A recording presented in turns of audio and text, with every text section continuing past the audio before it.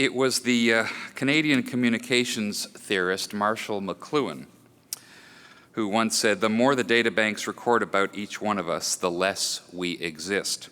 McLuhan's words may have been prescient, coming decades before the revelations that certain governments were tracking the whereabouts of email and telephone records of public and private citizens, or that companies and financial institutions were collecting personal information to facilitate better marketing of their products. McLuhan's quote brilliantly reflects a current concern about data protection, captured playfully but seriously in this fridge magnet distributed by the Privacy Association. Data?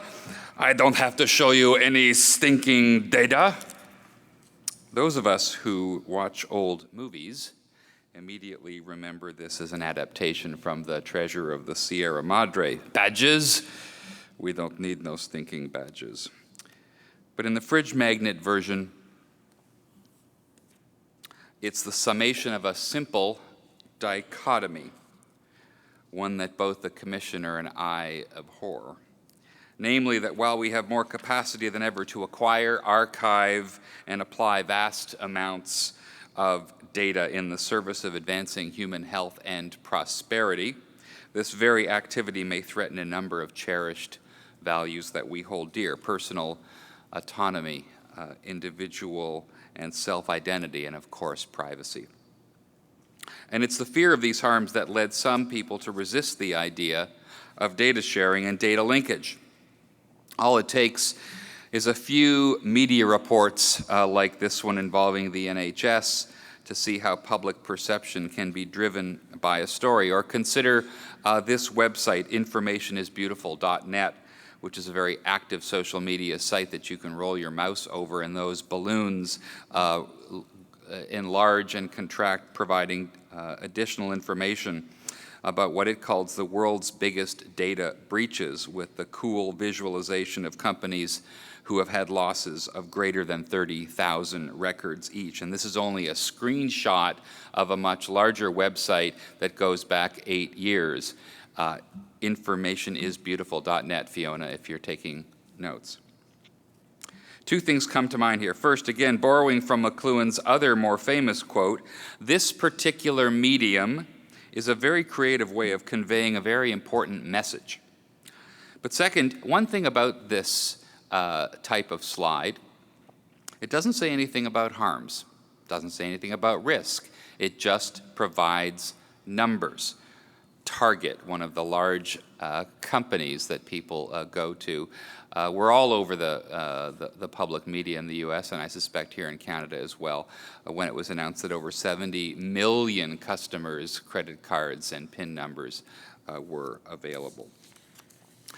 In contrast, we see a less robust but still very informative number of reports that trumpet the value of data in the health field. Data linkage studies, as we've heard at this conference, hold out the prospect for many benefits to patients and populations, although from my perspective, arguments for their use are less forcefully promoted than the arguments cautioning against their misuse. This disconnect is worrying, and it's a dichotomy that I am concerned about.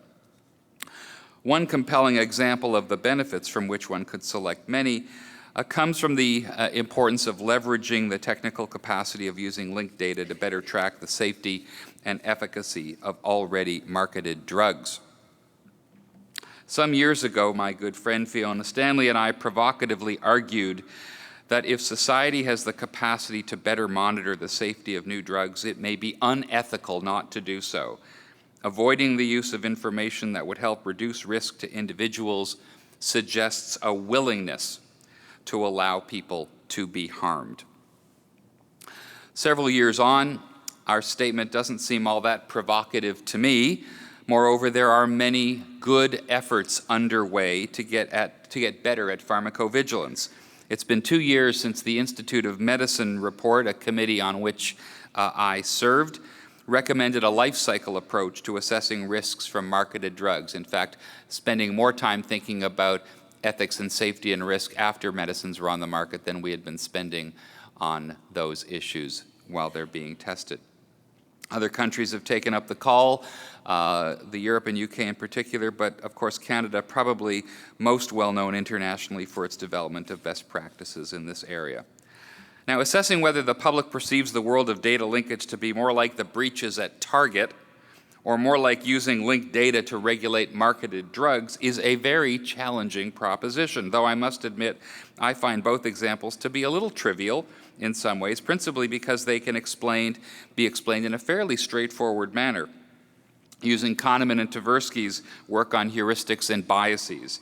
In their seminal article in Science, and more recently discussed in his popular book, one of the many biases that Daniel Kahneman describes is the availability bias, the tendency to assess the relative importance of issues by the ease with which they are retrieved from memory, which is largely determined by the extent of coverage in the media.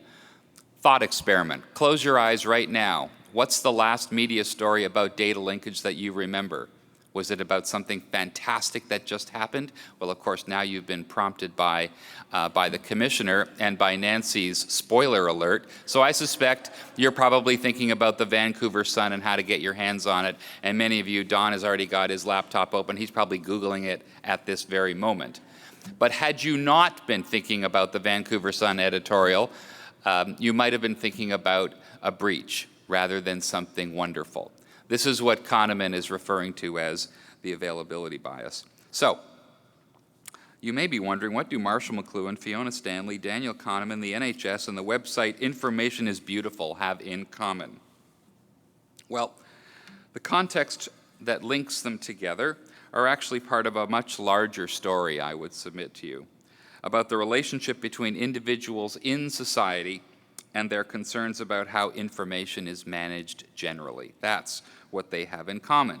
Some of these links are obvious between persons, populations, and politicians, but others are more nuanced, and that's what leads me to the outline of the rest of my talk. Here's the basic outline. First, I'm going to say a little bit, because you were probably wondering, what the heck is this title about the policy valley of death, which I want to suggest to you involves two connected notions. The first is distinguishing the policy world from research and the treatment world it governs, and the second is the heuristic tool that I want to propose to you for mapping. Getting the ethics right was the after the colon phrase that I used in my title, and it involves a little bit of technical language about how ethics can be used as an enabling tool for understanding and resolving certain value issues.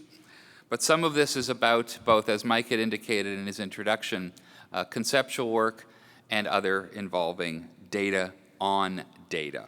So once I've done that, I'll be close to my close, and I will share with you what I think are some promising approaches to policy development in this area. Some are ideas in process, others are full-on activities being undertaken by some of my team and some of other teams around the world. So, first, what do I mean by navigating the policy valley of death? In the abstract that I provided for this talk, I said that science policy now faces a valley of death every bit as challenging to traverse as the translational science valley of moving from bench to bedside. The idea comes from this paper by my friends Alessandro Blasimi and Kambon Thompson and I, published in Clinical and Translational Medicine, that took as a starting point the idea of translational science, depicted in Declan Butler's delightful cartoon from Nature called Crossing the Valley of Death. Like all good cartoons, Butler's picture captures the world with an immediacy that requires little discernment. On the left side of the valley, which is actually more like a chasm and not a valley, you find a researcher scratching his head, his test tube sit next to him, while on the other side lies a patient presided over by a concerned physician, lamenting the discovered knowledge that can't traverse the treacherous chasm below, which is, of course, littered with a skeleton representing the many patients who went before and were never treated. In Butler's depiction, the valley of death is both the place where good ideas that can't make it across go to die, as well as patients who never had access to those medicines. A less dramatic but more serious visual is depicted in this slide of the therapeutic drug discovery pipeline prepared by the Michael J. Fox Foundation and Faster Cures, this slide pointedly shows where the gap is between discovery of new molecular entities represented by NIH's budget on the left and phase 3 trials supported by the biopharmaceutical world on the right. Now, whether it was the cartoon, the pipeline, or any number of other factors, the message was clearly heard around the world. The time had come to bridge the translational gap. The NIH and many others in the European Union and here in Canada invested massively in this area. Full disclosure, I work at one of the clinical translational science institutes funded by the NIH CTSA program, which has been a life ring for many large medical centers in the US. And of course, journals are springing up like daisies. I'm using the rule of not putting too many icons on a PowerPoint slide. These are 4 out of 15 journals that I last counted that have translational in their title. Efforts to better understand the Valley have been the subject of some innovative thinking. Here's a proposal by my colleague Muin Khoury from the CDC, who has described the research environment in which he depicts 5 hills: discovery, candidate health, evidence-based practice, and the like, and therefore 4 valleys that are found between those hills, the so-called T1 to T4 pathway. Now, the interesting thing about this, of course, is that we were able to use Muin's template to construct a policy version of that same valley. The key to the template was the recognition that policy is a reflexive activity, a continuum that neither begins nor ends and is always in process. But second, the features that populate the policy landscape here are often quite different, because the origins and authors of them and because of the audience they speak to are focused on documents like legislation or regulation or guidance or professional standards. These are not the same kinds of instruments that allow that same scientist scratching his head to get across to the doctor and the patient on the other side. So the journals that I mentioned before that were coming up like daisies, fortunately there are a lot of them because 2 of them rejected our paper first and we went to a third. That's the nice thing about the evolution of translational science. There will always be somewhere to publish what you're doing. And if you haven't had the chance to read our paper, I'll just summarize the 2 key take-home points. First, the benefits that are promised from investing in translational science will not be fully realized without an equivalent focus on avoiding the pitfalls that arise for the enabling instruments of science policy, these regulations and the like. And second, as with all efforts to cross a dangerous environment, it makes sense to begin by a careful mapping and navigational exercise before heading out. Of course, we weren't the first to apply the concept of a valley to an area of social policy, nor were we the first to talk about the idea of navigating, at least metaphorically.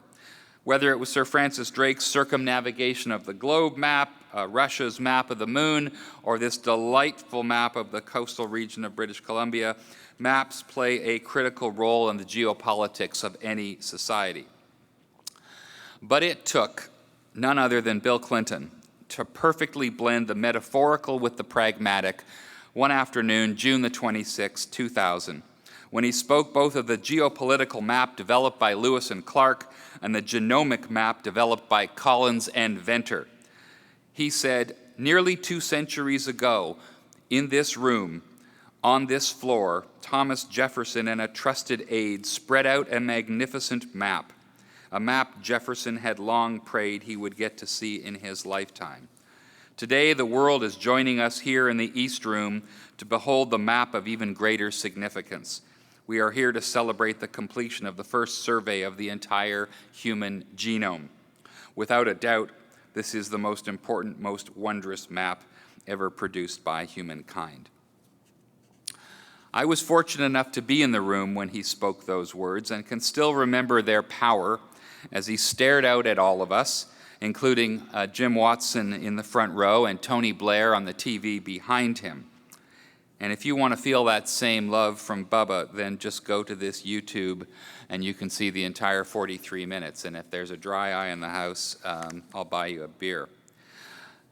I mention Clinton's announcement because in many ways it was the beginning of the first serious public conversation about the use of health data. In the case of the human genome, it was the 3 billion letters making up the 25,000 or so genes of the human organism. Society was now faced squarely with the first demonstrable instance of big data. And genomes are not even that big when you think about them. You can get about 25 of them on one of your own thumb drives right now. But it was big then. It was important because it provided the first public opportunity to have a serious conversation about the power of science to reveal things about people that they themselves did not know, and was required, and in order for it to occur, it required the collaboration and cooperation of many hands and many pieces of data. The Genome Project serves as an accelerant for both social discussions about data collection and use, but our data debates have been going on for some time. Here's an example from the early days of bioethics. In 1982, Mark Siegler's iconic paper from the New England Journal of Medicine described medical confidentiality as a decrepit concept. He reviewed the flow of a health record through the University of Chicago healthcare system and found no fewer than 75 people who claimed they had a need to know. Patients were outraged. And while progress was made on protecting medical confidentiality, it took another 20 years before HIPAA was passed. we did make progress on protecting medical confidentiality in some ways, and yet we're still here debating how much control patients, hospitals, and healthcare systems should each have. Here's Siegler's proposal from 32 years ago. How about having patients, giving patients the opportunity to review their medical record and to make informed choices about whether the entire record is to be available to everyone, or whether certain portions of the record are privileged and should be accessible only to the principal physician or to others designated explicitly by the patient. 32 years ago, Siegler made that radical proposal. A more contemporary version comes from the world of bioinformatics. Russ Altman, a bioinformaticist from Stanford of significant importance, provides an elegant and simple slide which asks, how much privacy are we willing to protect in exchange for more information in the form of SNPs, the misspellings in one's genetic code, that can be used for health research? The Altman curve, as I like to call it, also opens a window into ethics discussions that have direct relevance to data linkage and sharing, explicitly because it involves trade-offs. You could protect privacy perfectly, guaranteeing no one having any access whatsoever. The very act of protecting that privacy would render unintelligible and inaccessible any of the SNP data that would be valuable for further research. On the other hand, you could render SNP data perfectly accessible to all who wish to do it, publish my genome in open source, and my privacy goes down the toilet. That's why the Altman slide and this beautiful sort of blue golden mean in the middle, what's the right balance between those two, is the conundrum that we keep struggling with. It says to us that we still must and have to acknowledge trade-offs. And trade-offs involving incommensurables in ethics. And I would say that privacy and health benefit is a good example of an incommensurable. They're not the same thing. It's not more or less privacy. It's privacy versus health. This is the bizarre dichotomy that nobody likes. Presents us with an opportunity in ethics. And ethics, like economics, force you to carefully think about how to weigh, balance, and negotiate. So one wonders, 32 years after Siegler, have the ethics changed? This is kind of like a picture that I remember when I testified once, but very scary situation to be asking those questions. Let me turn to the next theme I want to cover. Getting the ethics right. What do I mean when I say it's important to get the ethics right? Well, the first thing it means is recognizing the role that values play in the justification of policy. So, for example, it's common to think of public policy as a strategy for maximizing the overall net welfare of populations, recognizing that individual rights or liberties may have to be curtailed or restricted in the service of that greater good. And while there are examples where such stark contrasts are possible, society, for example, accepts as ethically justified the sharing of data in order to curtail public health risks in pandemic influenza planning, for example, these approaches are few and far between, leading to that same old, tired, unproductive dichotomy. This approach is what one might call a debate simpliciter, where only one value is debated: privacy versus privacy, control versus control. But note, to say that it's a debate simpliciter doesn't mean that it's a debate about simple values. What are some of those values? From the earliest discussions by Richard Titmuss, who spoke of blood donation as a gift relationship, to the current model of altruistic donation recognized in organ transplantation, social policy has grappled with how best to capture those ethical values that arise in the exchange of things in health. Several years ago, my colleagues and I coined the term health-related philanthropy to capture the idea that just as there are understandable reasons why people are willing to give money or time for philanthropic purposes, so too can we understand these issues in the biological and health world. We learned, among other things, that people have different reasons for giving, donating, allowing stuff to be used, as contrasted with authorizing, selling, or sharing. Those words actually matter. Getting the ethics right also means considering the role that ethics plays in the construction of policy. In this way, understanding the role ethics plays requires less an appreciation of ethical principles and more about ethically defensible procedures. Indeed, one of the ways that ethics has been involved in procedural discussions flows directly from that very Genome Project that included initially 3% and then 5% of the Genome Project's budget devoted specifically to bioethics issues. In the US, that was called the ELSI program, the Ethical, Legal, and Social Implications program. And here in Canada, we proudly have a GELS program at Genome Canada that does similar kinds of things. What they've done collectively is that they have informed policy discussions and have been part of the very procedure. So let me turn, as Mike had sort of suggested I might, to what we know about people's views and attitudes about issues like data sharing and data linkage. What do they think? Well, first, in honor of my friends from Western Australia, let me begin with the well-known story that I'll probably retire after today. I've told it about 15 times over the last few years, but it still works. The story of the Western Australia dataset that Darcy Holman and his colleagues have been working on for years. They've been collecting large administrative health data sets there, routinely collected from outpatient visits, inpatient visits, and citizens of all sorts. In anticipation of developing a large population-based health services database, Darcy and his colleagues at the UWA sought the express permission, or at least began the process of inquiring about permission from the population to use that data in research. The results were partly unexpected, as yet again my colleague Fiona and I reported in that Medical Journal of Australia editorial. When people in the general community were asked if they approved of their information being used in this way, they were found not only to be supportive of it, but they questioned why it was not already being done. I've posed this same question to my colleagues in Indiana, arguably one of the most conservative states in the U.S. and has a bit of a panic attack when you think about data breaches. On the other hand, it's quite a progressive state when it comes to large electronic health records. We have the largest electronic health record in the United States.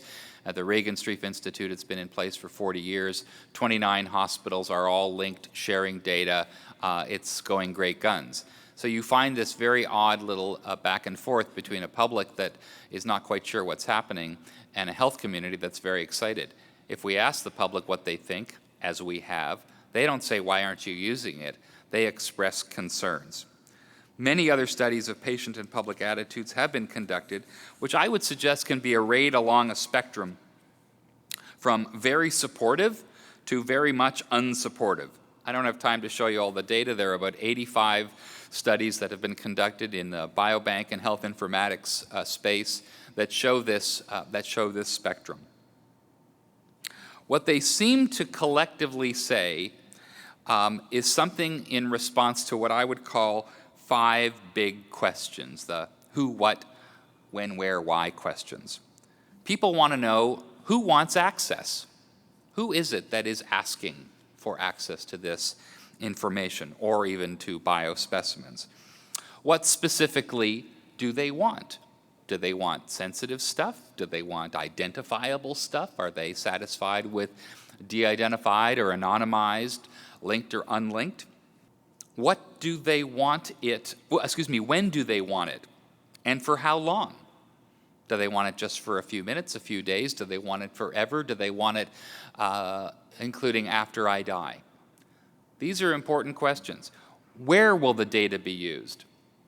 A crucial issue when you're having a conversation between Indiana University and Moi University in Eldoret, Kenya in the upper Rift Valley, where we have a long-standing 20-year partnership, and we're trying to figure out not only whether we can import and export biological specimens, but whether we can also transport electronic health data to and from these 2 countries.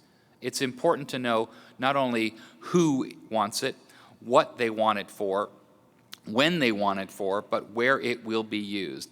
This notion of sovereignty is very powerful in the data information and biospecimen space. And lastly, and probably most obviously, why do they want it? It's not enough to say they want it to study it. There's a very interesting sort of challenge and concern that exists between the treatment and research communities and between the product development and the academic scientists. So remember my slide from about 20 minutes ago when I was talking about social media with the Information is Beautiful website. We've also begun to see data about the power of social media.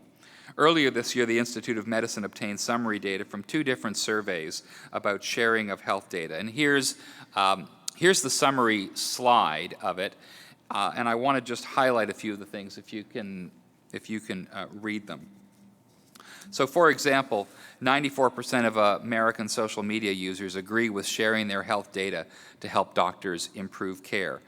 92% agree with sharing of health data to help research.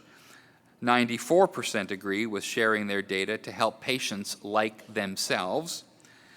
But 76% worry that the health data they share may be used in detrimental ways to them. I'm not going to draw any conclusions from that. I'm presenting data for your use. But missing from this sort of tangent that I've been going on data, which tends to focus almost exclusively on public or patient or research participant perceptions. There's a fascinating bit of data on what researchers think that tends to be missed in all of this. So my colleagues at Indiana and I conducted a review of the empirical literature on factors, reasons, and considerations given by researchers. We found more than 40 different reasons and considerations. I've put these here because the slides will be available on the program website. But for the ease of the ophthalmologically challenged at the back, let me just show you how we lumped some of these to make some sense.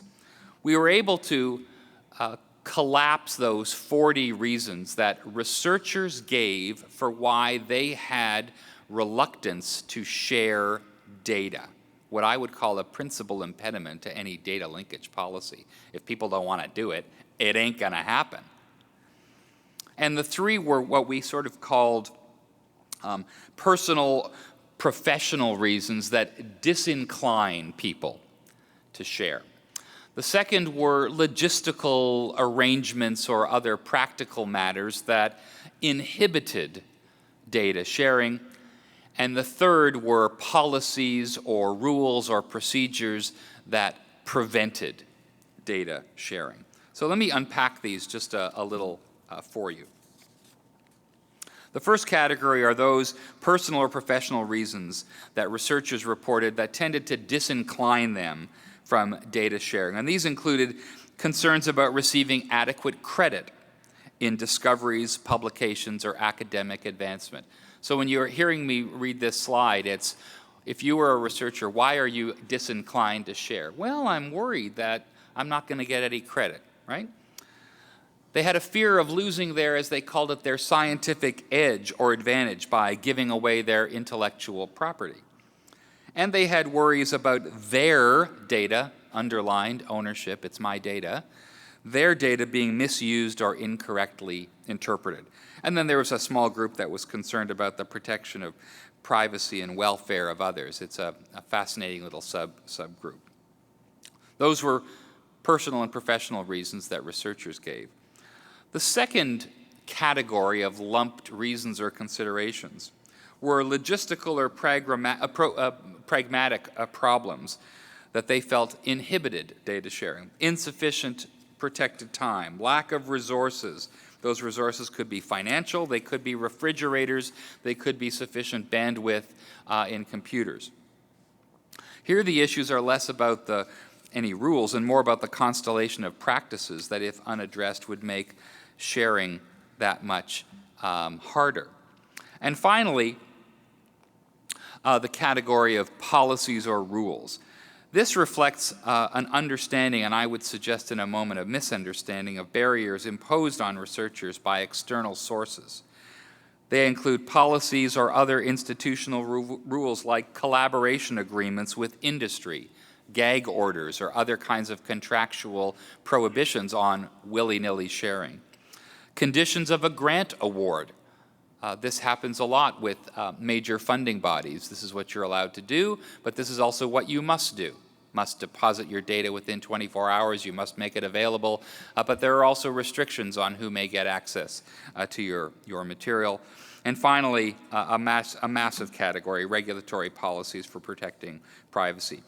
Now, a good example of this, it's not as immediate as the 50-page white paper that we all heard about that's coming out now, was the recent decision by the European Parliament to approve stricter rules for the protection of personal data access across the EU.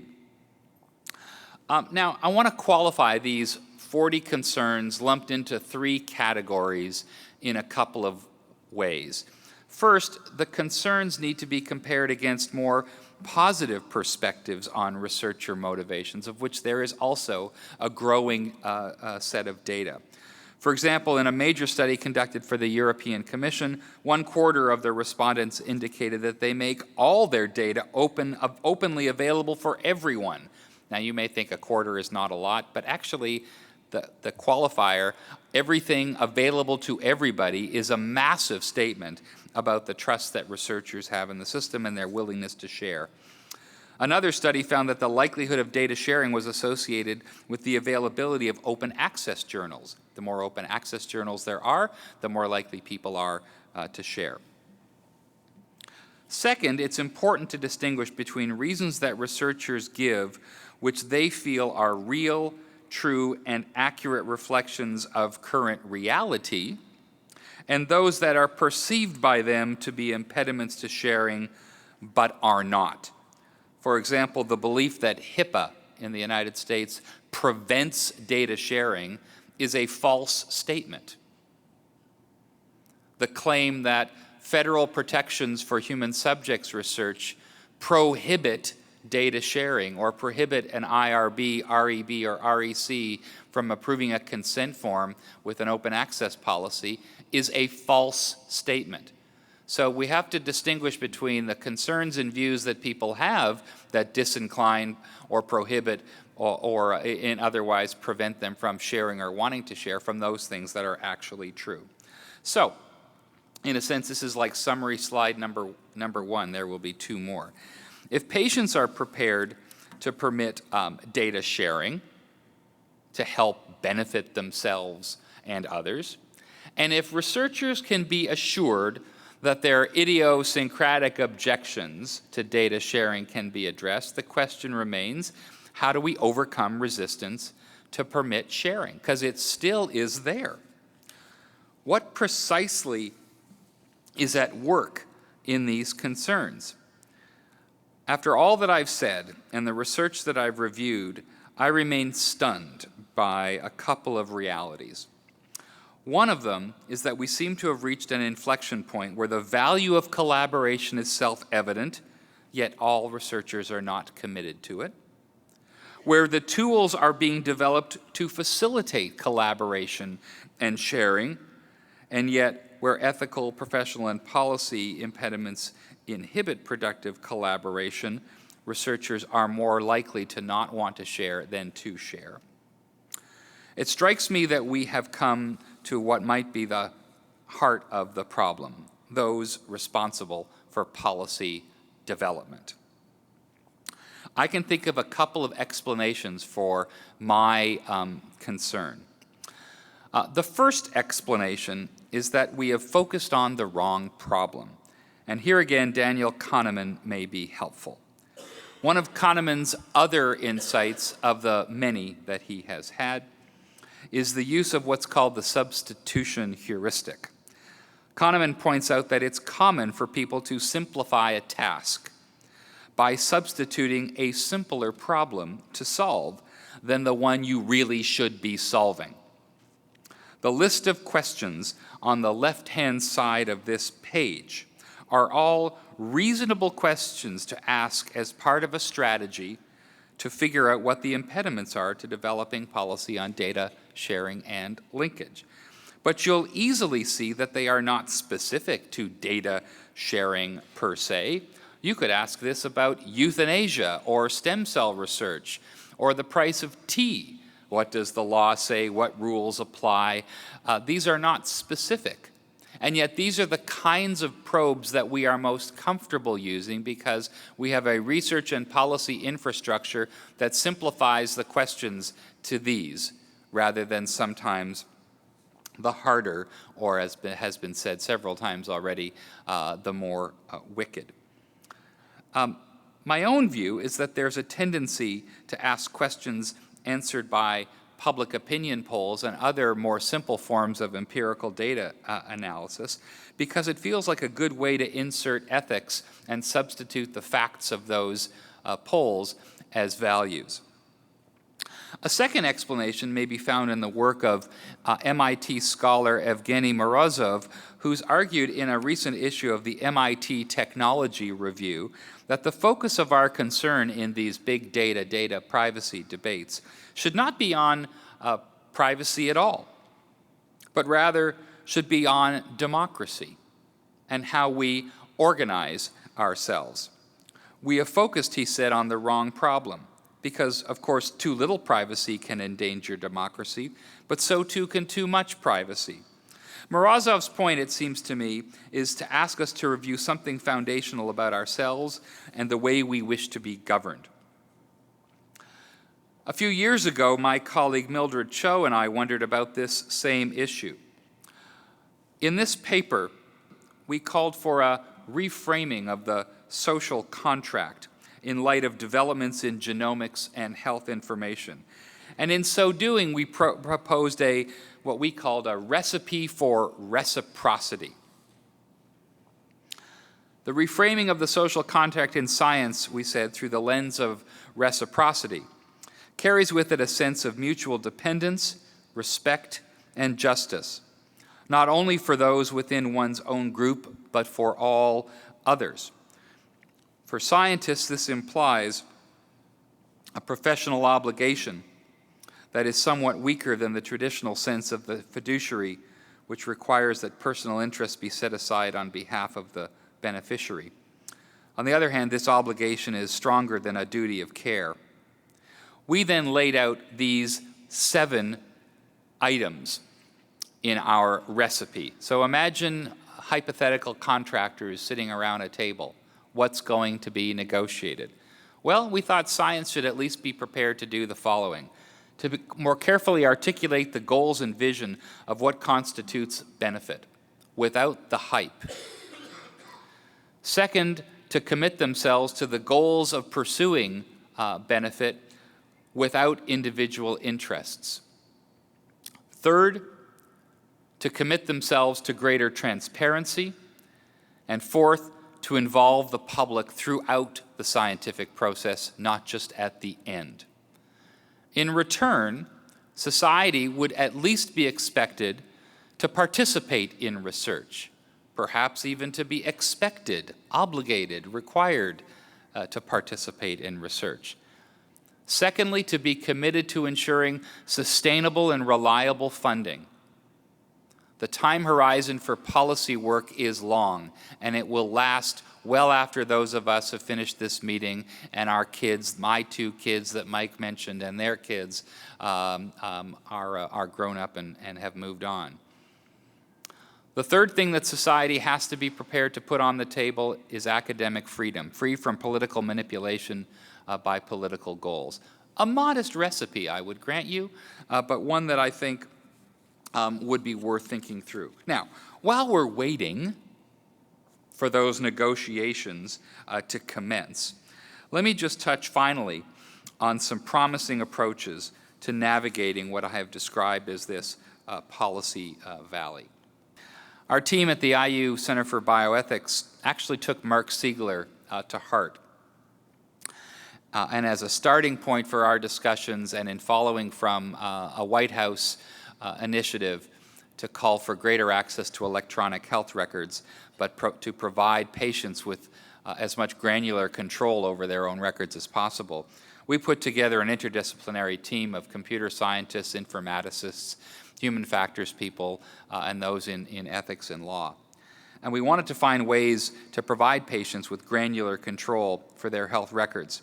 This wasn't an academic exercise. We were being asked to design an actual interface with a dashboard that could both combine substantive ethical principles and values with operational guidance to those individuals that were designing these EHRs. This has been quite successful. There are a number of demonstration projects underway that patients and researchers are jointly playing with, and when I come to the next meeting 2 years from now, if invited, I'll present you hopefully the results of those several demonstration projects.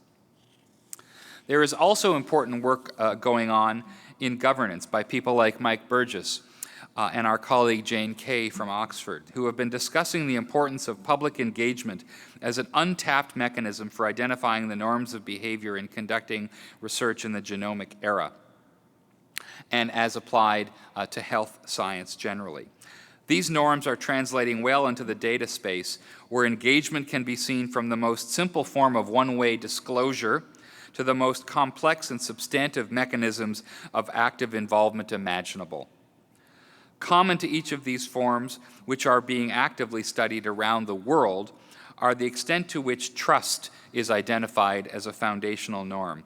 Again, we're doing some work on this and experimenting with various approaches, taking as a starting point the translational life cycle I mentioned earlier, and showing that development of policy over the valley of death is a bidirectional activity, going both from the top down and from the bottom up. A third promising approach is illustrated in new work being led by Bartha Knoppers at McGill on behalf of a larger organization called the Global Alliance on Genomics and Health, which now numbers about 180 institutions, organizations, and governments from more than 30 countries, all committed to developing standards of practice and principles for the global sharing of health and genomic data. They're about to adopt an international code of conduct for genomic and health-related data sharing, which includes several of these foundational principles that now seem repetitive, but when signed on to by 180 organizations, carries more weight than just individuals alone.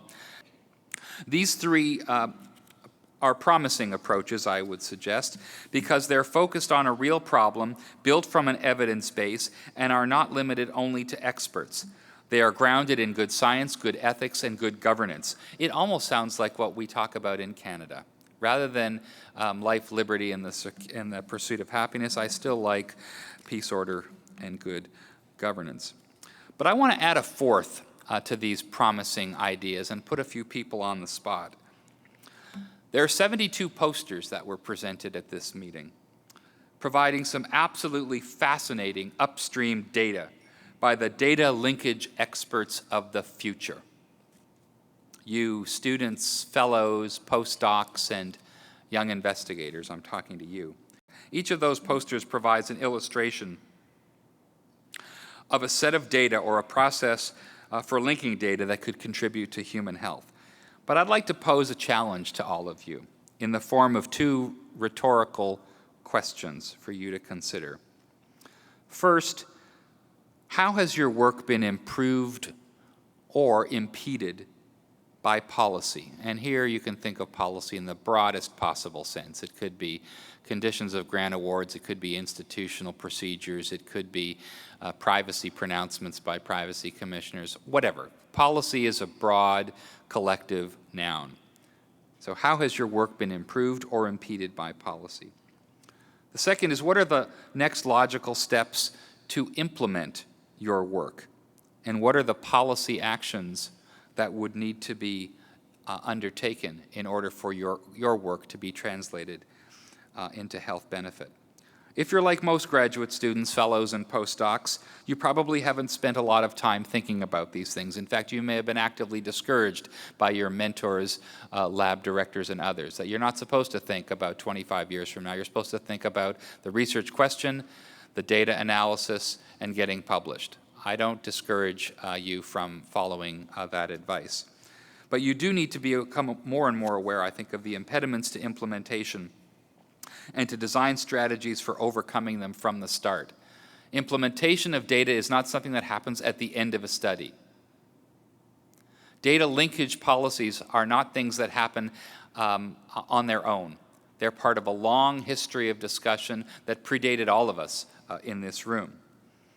If you can't construct answers to these questions, ask for help. That's what your mentors, supervisors, institute directives, and colleagues are for. You are also invited to call Liz Denham. I would take her up on it.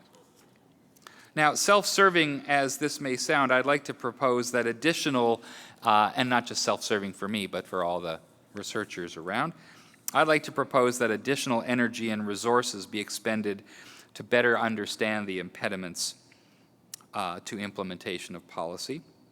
We can moan all we want about how this government, fill in your favorite state, province, country, protectorate, is impeding the free flow of data.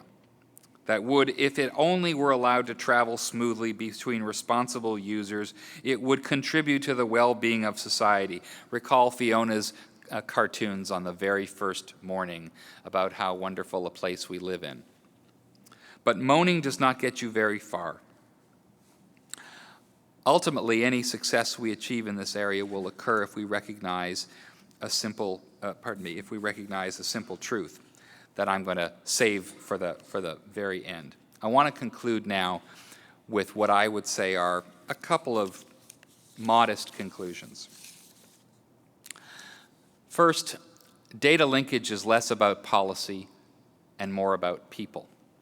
It's less about linking and more about sharing and reciprocity.